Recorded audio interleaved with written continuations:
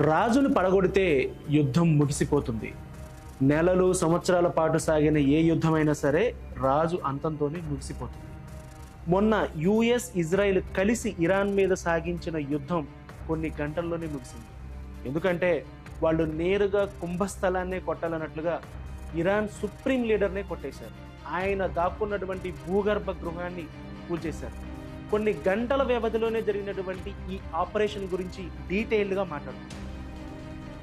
Tehran నగరం, Iran రాజధాని Tehran నగరం ఆ రోజు కూడా రోజులాగే నిద్రలేచింది. ఉదయం 8 గంటల సమయంలో రోజులాగే గడుస్తుంది. కానీ వాళ్లకు తెలియదు, మరికొద్ది గంటల్లో ఊహకందని విధ్వంసం వాళ్ళ కళ్ళ ముందు కనిపించబోతుంది. ఎక్కడో 1200 మైళ్ళ దూరంలోని ఇజ్రాయెల్ నుంచి వచ్చినటువంటి సూపర్ జెట్లు ఆ దేశ సుప్రీం లీడర్ ఖమైనీ భూగర్భ గృహాన్ని కూల్చేశాయి, ఆయన్ను ఖతం చేశాయి. మిలిటరీ దాడుల చరిత్రలోనే అత్యంత పకడ్బందీగా, సంక్లిష్టంగా జరిగినటువంటి ఈ ఆపరేషన్ డీకాపిటేషన్ ఎలా జరిగిందో డీటెయిల్గా చూద్దాం. డీకాపిటేషన్ అంటే శిరచ్ఛేదం అనుకోవచ్చు. ఇక్కడ చెప్పుకోవాలంటే ఇరాన్ను తలలేని ముండించేయడం. ఇరాన్ ఐడెంటిటీ ఏంటి? ఆ దేశ సుప్రీం లీడర్ అయతుల్లా ఖమేనీ. ఆయన్ను పడగొడితే ఇరాన్ను పడగొట్టినట్లే. యుద్ధం అంటే వారాలు, నెలల తరబడి సాగనవసరం లేదు అని నిరూపించినటువంటి ఆపరేషన్ ఇది. ఇరానియన్ సుప్రీం లీడర్ ఖమైనీ బంకర్ బద్దలు కొట్టడం వెనుక సిఐఏ, మొసాద్ ఏళ్ల తరబడి సాగించినటువంటి ఇంటెలిజెన్స్ ఆపరేషన్ ఉంది. ఇరాన్లో కమ్యూనికేషన్ వ్యవస్థలను బద్దలు కొట్టి, అక్కడ సీసీ కెమెరాలను హ్యాక్ చేసి, తమ మనుషులను ఖమైనీ కోర్ టీంలోకి పంపించి, శాటిలైట్ ఛానళ్ల ద్వారా ఆనవాళ్లను రాబట్టి, ఎయిర్ డిఫెన్స్ సిస్టమ్ను ఏమార్చి, 200 ఫైర్ జెట్లను పంపించి, ఇలా చాలా చాలా చాలా చేసి ఒకేసారి ఫినిష్ చేశారు. అయతుల్లా అలీ ఖమేనీని కొన్నేళ్లుగా సిఐఏ, మొసాద్ వెంటాడుతున్నారు. ఇజ్రాయెల్ గూఢచారులు ఇరాన్ రాజధాని టెహరాన్లోకి చొరబడ్డారు. అంతేకాదు, ఇరాన్లోని టెహరాన్ను తమ చేతుల్లోకి తెచ్చుకున్నారు. వాళ్ళు ఎలా మాట్లాడారంటే, మాకు జెరూసలేం ఎలాగో ఇరాన్ కూడా అలాగే అనే స్థాయిలో మాట్లాడారు. అంటే వాళ్లకు ఏ స్థాయిలో అక్కడ కంట్రోల్ ఉందనేది అర్థం చేసుకోవచ్చు. టెహ్రాన్ వీధుల్లోని ప్రతి సీసీ కెమెరాను వాళ్ళ కంట్రోల్లోకి తీసుకున్నారు. అక్కడ ట్రాఫిక్ సిగ్నల్ దగ్గర ఉన్నటువంటి కెమెరాలను హ్యాక్ చేసి ఎన్క్రిప్టెడ్ చేసినటువంటి దృశ్యాలను నేరుగా టెల్ అవీవ్కి పంపించేవాళ్ళు. ముఖ్యంగా ఖమేనీ కార్యాలయం ఉన్నటువంటి పాచర్ స్ట్రీట్ వద్ద ఉన్న ఒక కెమెరా వాళ్ళకు దొరికింది. అక్కడ నుంచే ఆయన బాడీగార్డులు ఎక్కడ కార్లను పార్క్ చేస్తున్నారు, ఎక్కడ ఉంటున్నారు, ఆయన ఏ సమయానికి ఆ ఇంటికి వస్తారనే దినచర్య మొత్తాన్ని ఇజ్రాయెల్ కొన్నేళ్లుగా గమనిస్తూ వస్తుంది. ఇజ్రాయెల్ ఇంటెలిజెన్స్ దీనికోసం ఒక సీక్రెట్ అల్గారిథంను కూడా రూపొందించింది. దీని ఆధారంగా ఖమేనీ భద్రతా సిబ్బంది అడ్రస్లు ఏంటి, వాళ్ళ ఫోన్ నెంబర్లు ఏంటి, వాళ్ళు ప్రయాణించే మార్గాలు ఏంటో మొత్తం డేటాబేస్ను సిద్ధం చేశారు. కొన్ని కోట్ల డేటా పాయింట్లను విశ్లేషించి ఖమేనీ ఎప్పుడు, ఎక్కడ, ఎవరితో సమావేశం కాబోతున్నారో ఒక అల్గారిథంను రూపొందించుకొని పెట్టుకుంది మొసాద్.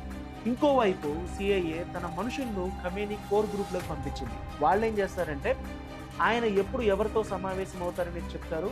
ఆ రోజు ఉదయం ఖమేనీ తన మిలిటరీ వ్యూహకర్తలు, నేషనల్ సెక్యూరిటీ అడ్వైజర్, అలాగే పొలిటికల్ అడ్వైజర్లతోటి ఒక ఇంపార్టెంట్ మీటింగ్ తన నివాసంలో జరపబోతున్నట్లు ఆయన సిఐఏ లీడ్ కూడా కన్ఫర్మ్ చేశారు. మొత్తానికి మొసాద్ నుంచి, సిఐఏ నుంచి, ఇద్దరి నుంచి కన్ఫర్మేషన్ వచ్చింది.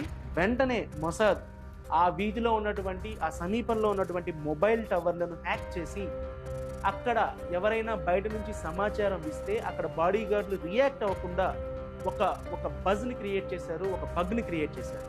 అదేంటి అంటే, ఎవరు ఫోన్ చేసినా కూడా బిజీ వచ్చేలాగా మొసాద్ ఒక బగ్ని క్రియేట్ చేసింది. ఎందుకంటే దానివల్ల బయట నుంచి ఎవరు కూడా వాళ్ళకి ఇన్ఫర్మేషన్ పాస్ చేయలేకపోయారు. శనివారం ఉదయం ఖమేనీ తన కార్యాలయంలో సమావేశానికి వస్తున్నట్లు ట్రాఫిక్ సిగ్నల్ కెమెరాల ద్వారా నిర్ధారించుకున్నటువంటి ఇజ్రాయెల్ ఆపరేషన్ మొదలుపెట్టింది. దీనికి 3 అంచెల వ్యూహాన్ని చేపట్టారు. ముందుగా వాళ్ళ రాడార్లోకి డీకాయ్ ఆపరేషన్ చేసి వాటిని కన్ఫ్యూజ్ చేశారు. ఆ తర్వాత పక్కనే ఉన్న సముద్రంలో నుంచి టొమహాక్స్ క్షిపణులు వెళ్ళి వాళ్ళ ఎయిర్ డిఫెన్స్ సిస్టమ్ను నాశనం చేస్తాయి.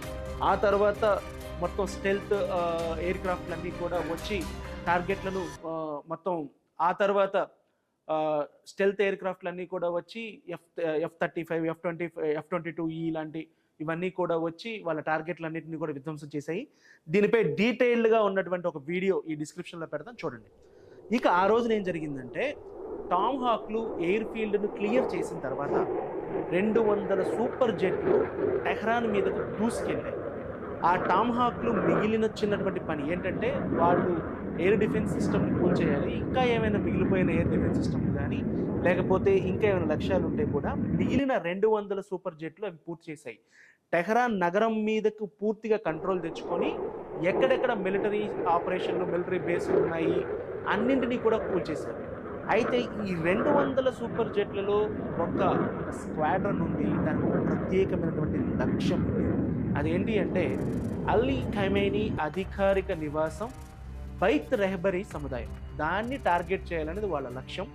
ఈ స్క్వాడ్రన్ దగ్గర బంక్ బస్టర్ అనేటువంటి ఒక మ్యునిషన్ ఉంది. ఈ మ్యునిషన్ తోటి ఏం చేస్తారంటే ఈ బంక్ బస్టర్ ఏం చేస్తుందంటే భూమి పైన ఉన్న లక్ష్యాలే కాదు, భూమి లోపల ఉన్నటువంటి లక్ష్యాలు అంటే భూమి లోపల ఉన్నటువంటి కాంక్రీట్ బిల్డింగులను కూడా ఛేదించుకొని లోపలికి వెళ్ళాక బ్లాస్ట్ అవుతుంది. దాంతో లోపల ఎవరైనా బంకర్లో ఉంటే వాళ్ళందరూ కూడా చనిపోతారు.